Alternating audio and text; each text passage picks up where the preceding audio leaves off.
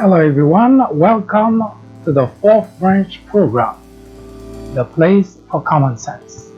I hope you had a good night. If not, take heart. It will get better. I promise. No, it's something that people say. I have no say over whether the next night is gonna be better or not. But my aunt used to say that as long as you are alive, as long as you're still breathing, there is hope. So as bad as it might have been for you last night, well, next night will be better. I am MD, host of the fourth branch program. We will continue the reading of the Mueller report. I got my scorecard. A number of people say that it's boring. It is boring. Some people say it actually put them to sleep. Well, it is not a novel. It is at times very boring. It is also not something that most people are interested in. So we understand that, but for sake of putting that into archive, we will continue the reading. But one thing we will do today, we will not be reading the footnote. From this point forward, we will leave the footnote alone because we realize that it takes away from the actual flow of the reading. So we will no longer read the footnote. Also, we have no way of reading the redacted report, so we will still continue to mention about the section, whatever portion that we're reading, as to whether it is redacted. And if it is, we'll just mention it and continue with the reading. So that will help us read further, a little bit faster, and we'll also put a little bit more context into the reading instead of stopping at the end of a page and then read the footnotes, which we realize also throw people off. So we cannot promise that you will not be put to sleep. We cannot promise it will be exciting because the reading itself is not exciting. But we think it is important that you hear what is in the report without anybody commenting on what is in the report. So where we left off yesterday, we will continue reading again. As we mentioned, we will no longer read the footnote, and the section we will read shortly for you that's item B. It's a WikiLeaks first contact with Guccifer 2.0 and DCLeaks. So that's a segment where we will start off. First, an announcement.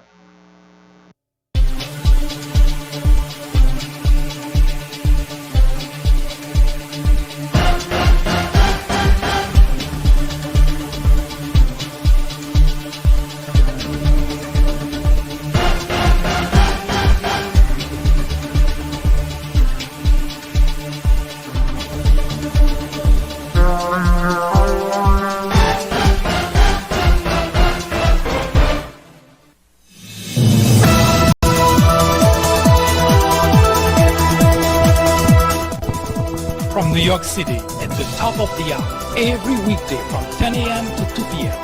The Fourth Branch presents discussion, debate, commentaries on social, political issues, current events, sports, entertainment, religion, education, science, and every Saturday at 10:30 a.m.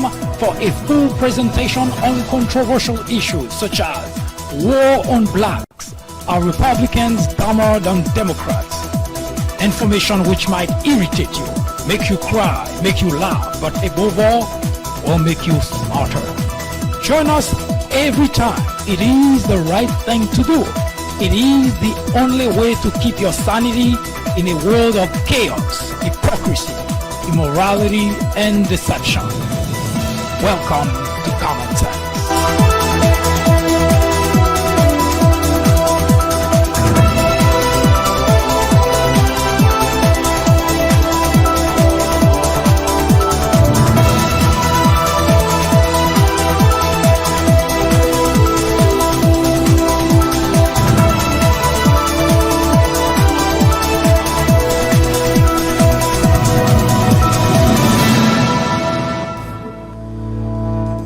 Just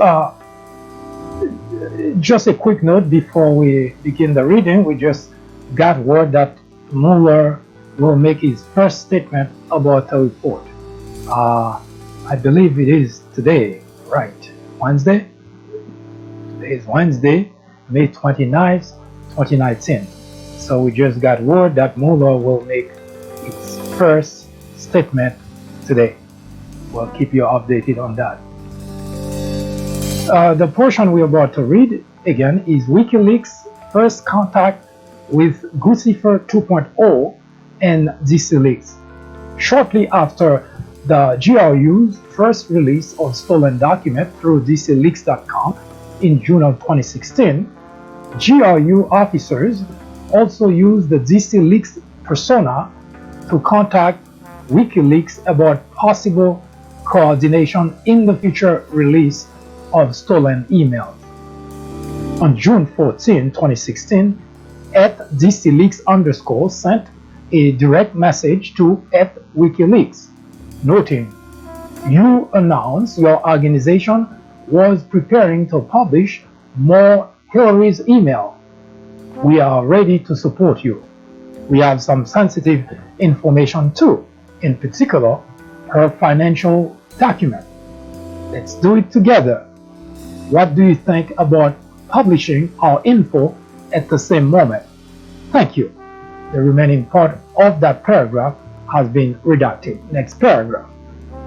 Around the same time, WikiLeaks initiated communication with the GRU persona Guccifer 2.0 shortly after it was used to release documents stolen from the DNC. On June 22, 2016, 7 days after Guccifer 2.0 first release of stolen DNC document, WikiLeaks used Twitter's direct message function to contact the Guccifer 2.0 Twitter account and suggest that Guccifer 2.0 send any new material stolen from the DNC here for us to review, and it will have a much higher impact than what you are doing.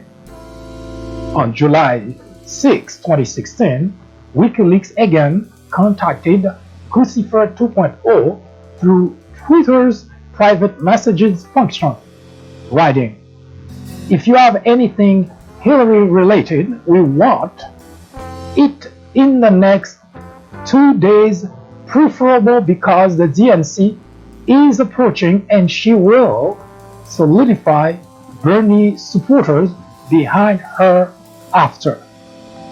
The Guccifer 2.0 persona responded, "Okay, I see." WikiLeaks also explained, "We think Trump has only a 25% chance of winning against Hillary. So conflict between Bernie and Hillary is interesting."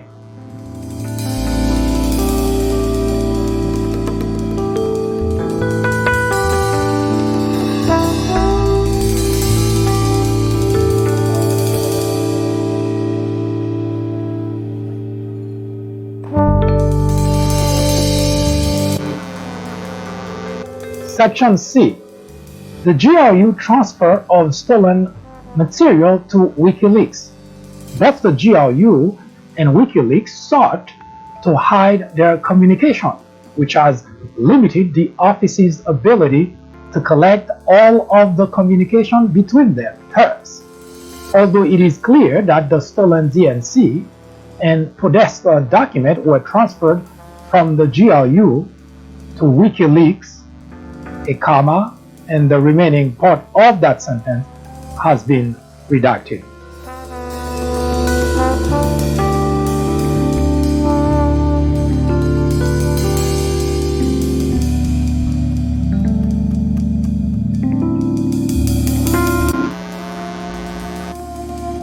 The office was able to identify when the GRU, operating through its personas Guccifer 2.0 and DCLeaks, transferred some of the stolen documents to WikiLeaks through online archives set up by the GRU. Assange had access to the internet from the Ecuadorian embassy in London, England. The remaining part of this paragraph has been redacted. On July 14, 2016, GRU officers used a Guccifer 2.0 email account to send WikiLeaks an email bearing the subject Big Archive and the message A New Attempt. The email contained an encrypted attachment with the name WKDNC link1.txt.gpg. Using the Guccifer 2.0 Twitter account, GRU officers sent WikiLeaks an encrypted file and instruction on how to open that file. On July 18, 2016, WikiLeaks confirmed in a direct message to the Guccifer 2.0 account that it had the 1 gigabyte or so archive and would make a release of the stolen document this week. On July 22, 2016, WikiLeaks released over 20,000 emails and other documents stolen from the DNC computer network. The Democratic National Convention began 3 days later.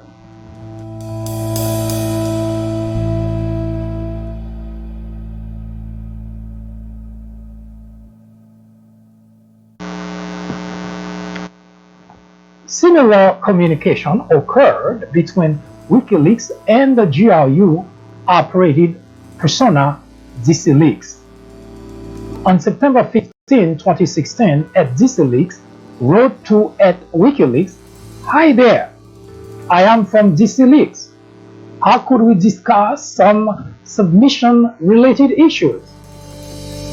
I'm trying to reach out to you via your secure chat, but getting no response. I've got something that might interest you. You won't be disappointed, I promise." The WikiLeaks account responded, "Hi there," without further elaboration. The @DCLeaks account did not respond immediately.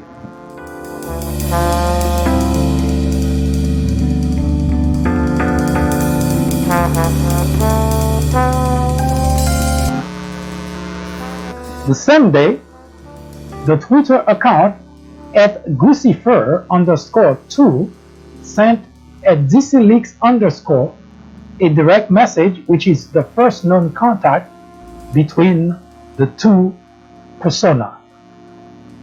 During subsequent communication,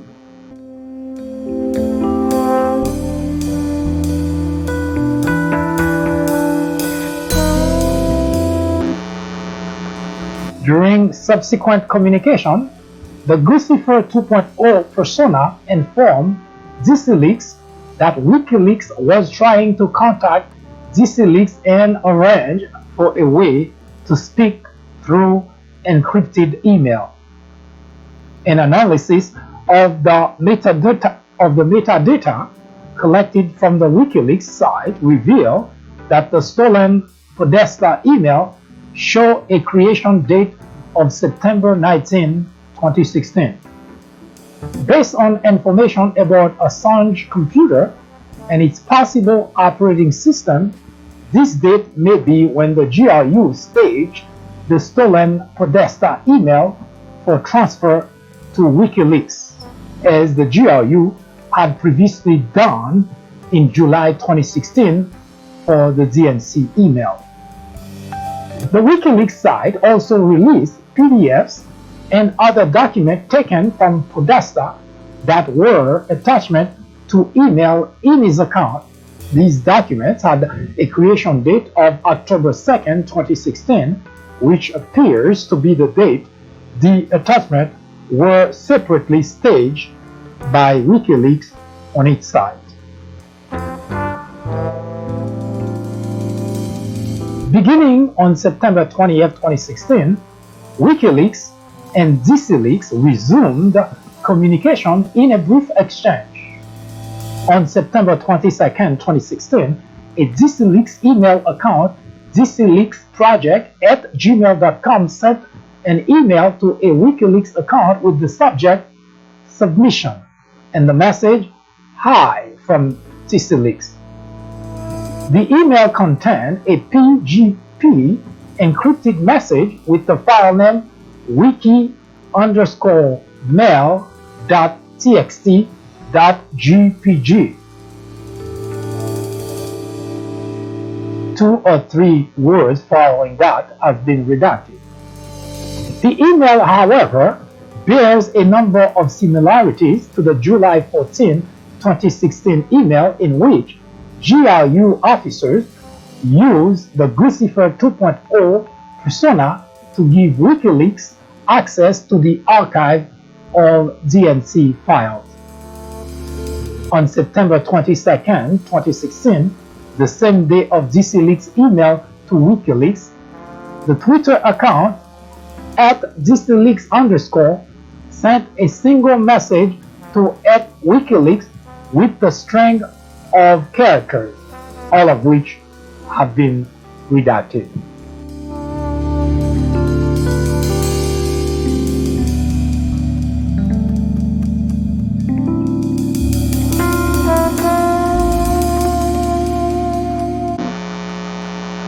The office cannot rule out that stolen documents were transferred to WikiLeaks through intermediaries who visited the US during the summer of 2016. For example, public reporting identified Andrew Mueller as a WikiLeaks associate who may have assisted with the transfer of these stolen documents to WikiLeaks.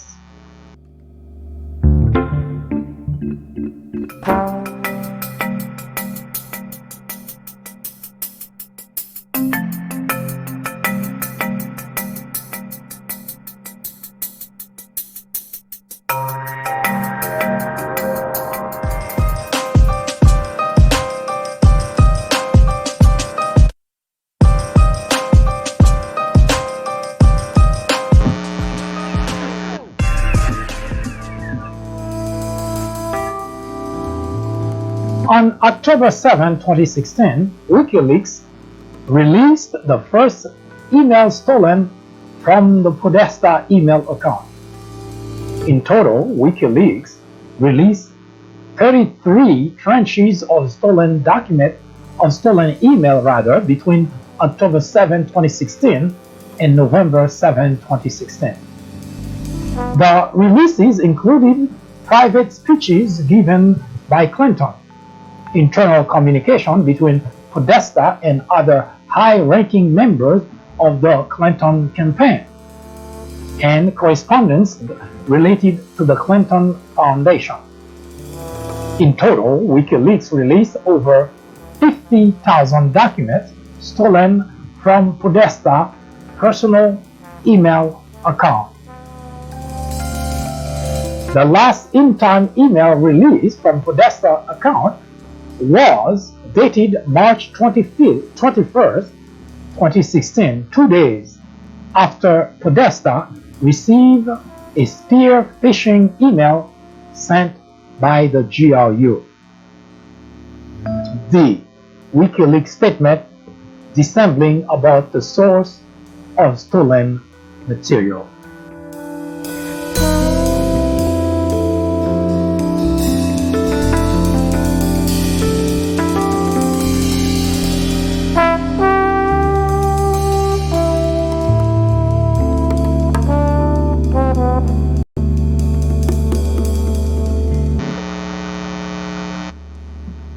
As reports attributing the DNC and the DCCC hacks to the Russian government emerged, WikiLeaks and Assange made several public statements apparently designed to obscure the source of the material that WikiLeaks was releasing.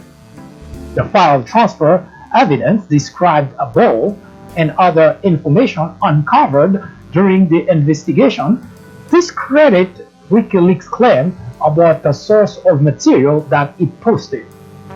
Beginning in the summer of 2016, Assange and WikiLeaks made a number of statements about Seth Rich, a former DNC staff member who was killed in July 2016. The statement about Rich implied falsely that he had been the source of the stolen DNC email. On August 9, 2016, the WikiLeaks Twitter account posted, announced, WikiLeaks has decided to issue a $20,000 US reward for information leading to conviction for the murder of DNC staffer Seth Rich. A story, by the way, that was picked up by Sean Hannity and bombarded during the whole campaign as if Seth Rich was killed by the Democrat Party in order to shut him up. Likewise, on August 25, 2016, Assange was asked in an interview, why are you so interested in Seth Rich killer?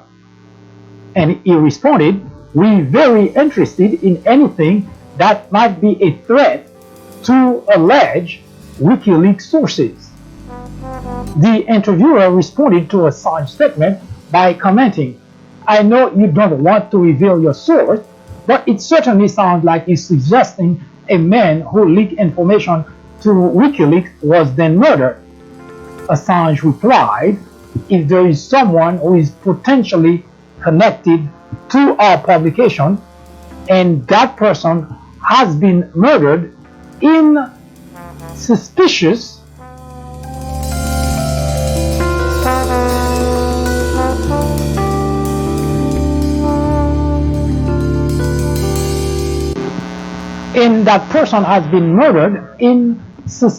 circumstances, it doesn't necessarily mean that the two are connected. But it is a very serious matter. That type of allegation is very serious, as it's taken very seriously by us. It is also necessary to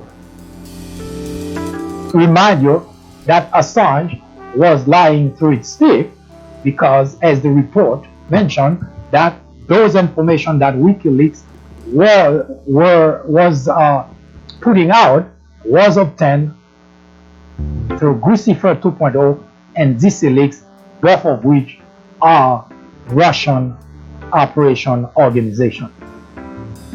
After the US intelligence community publicly announced its assessment that Russia was behind the hacking operation, Assange continued to deny that the Clinton material released by WikiLeaks had come from Russian hacking.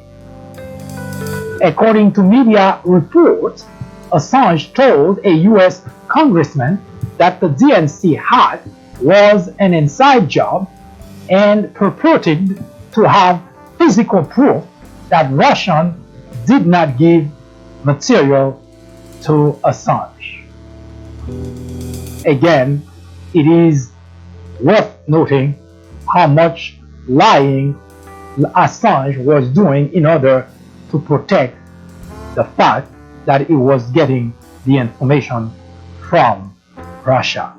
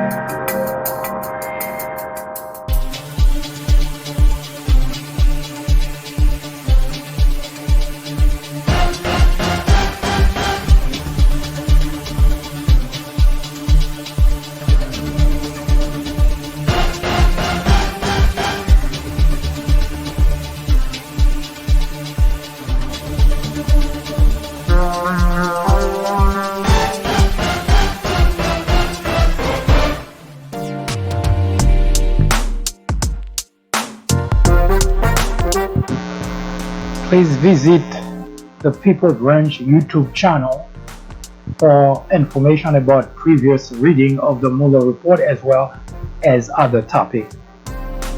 And don't forget to subscribe. Please do so now.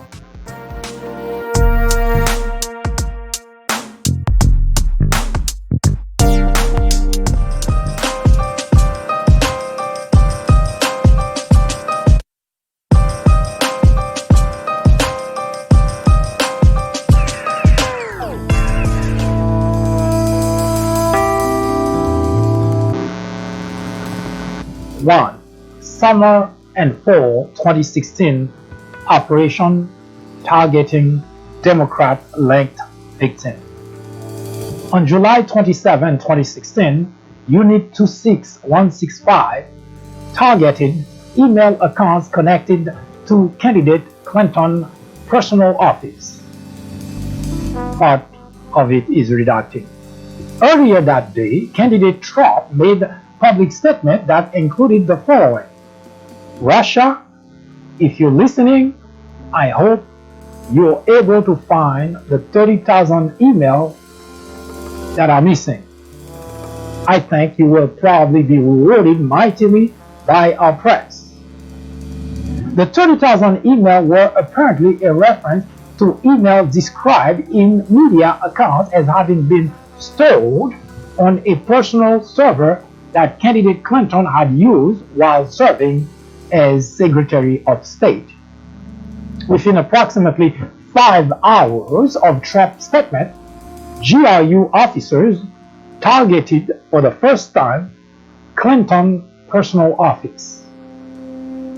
After candidate Trump remarks, Unit 26165 created and sent malicious links targeting 15 email accounts at the domain name is redacted, including an email account belonging to Clinton aide, name redacted. The investigation did not find evidence of earlier GRU attempt to compromise account hosted on this domain. It is unclear how the GRU was able to identify these email accounts, which were not public. Unit 26165 officers also hacked into a DNC account hosted on a cloud computing service named redacted. On September 20th, 2016, the GRU began to generate copies of the DNC data using information redacted function designed to allow users to produce backups of database referred to redacted as snapshots.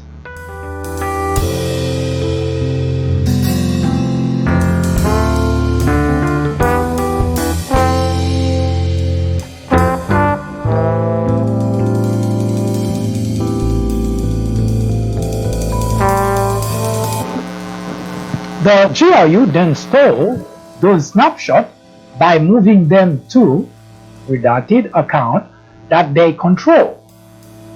From there, the copies were moved to GRU control computers. The GRU stole approximately 300 gigabytes of data from the DNC cloud-based account.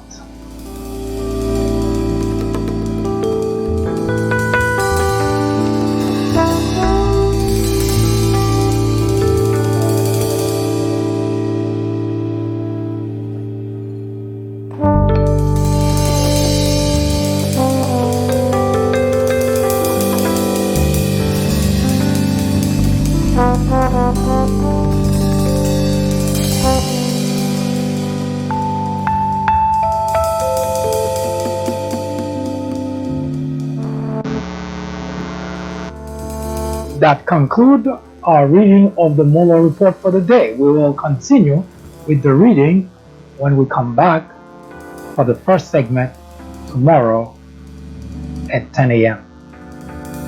I strongly encourage you to stick around Our next segment, segment 2, will continue with a very important and explosive topic, the warning sign, which we started yesterday.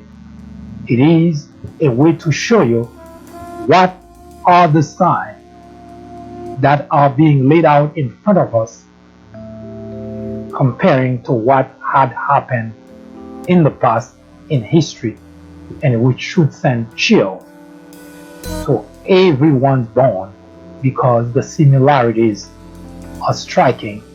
The outcome is disastrous. This is the Fourth Branch program, the place for common sense.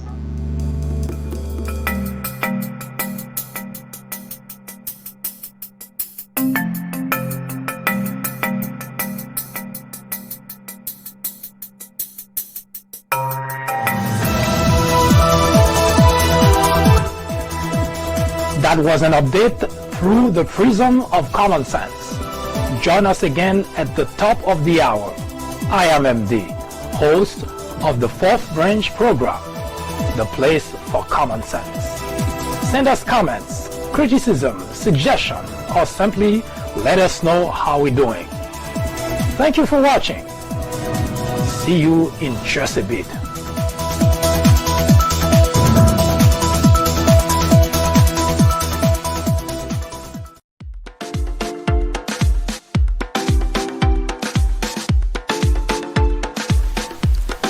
The Fourth Branch podcast is brought to you in collaboration with the People Branch publication, which can be found on the People Branch website, located at peoplebranch.org. That's peoplebranch.org. That's peoplebranch.org website, in which you will find a number of very interesting articles. My name is Mike Duchesne, MD for short. I hope you have a great afternoon or a great evening, whichever it happens to be. Hopefully you can join me again next time for another interesting episode of this podcast. That was the Fourth Branch, live from New York. Good day.